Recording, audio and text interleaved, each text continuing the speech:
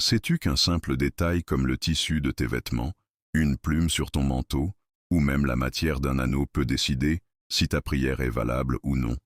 Aujourd'hui, découvrons ensemble ce que l'islam enseigne sur la pureté des substances, les vêtements et les parures permises ou interdites. Dans notre religion, la règle de base est la pureté, mais il existe des exceptions.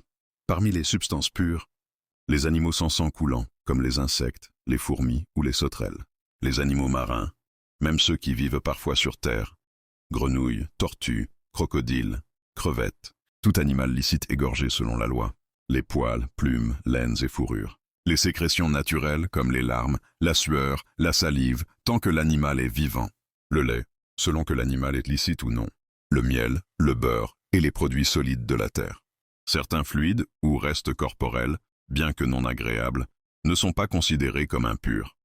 L'urine des animaux dont la chair est permise, s'ils ne se nourrissent pas d'impuretés. La bile, la salive, les vomissures légères. Le sang resté dans les vaisseaux lors de l'égorgement. Le musc, extrait d'une glande animale. Le vin transformé en vinaigre. En revanche, sont impurs. Le cadavre humain selon la majorité, sauf avis d'érudits comme Ibn Rushd. Tout animal mort sans égorgement islamique, même un pouls. Le sang qui coule, le pus, les sécrétions sexuelles, l'urine et les excréments humains et animaux interdits. Les parties détachées d'un animal vivant, cornes, sabots, os, ivoire, peau non tannée. Les graisses mélangées à une impureté, les viandes ou œufs cuisinés avec des substances souillées. Une chose souillée peut encore être utilisée pour certains besoins, mais jamais pour manger ni pour la mosquée.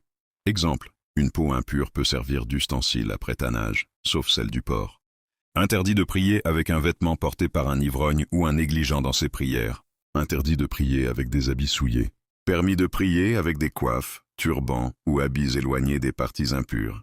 Pour les hommes, interdit de porter de l'or ou de l'argent, même en décoration de vêtements ou d'armes. Permis en cas de nécessité médicale, pour le nez ou dents. Permis un anneau en argent. Permis de décorer le Coran ou un sabre. Pour les femmes, permise toute parure d'or et d'argent sur leur personne, bijoux, vêtements, chaussures. Interdit d'utiliser ces métaux pour la vaisselle, les miroirs, les peignes ou objets de toilette.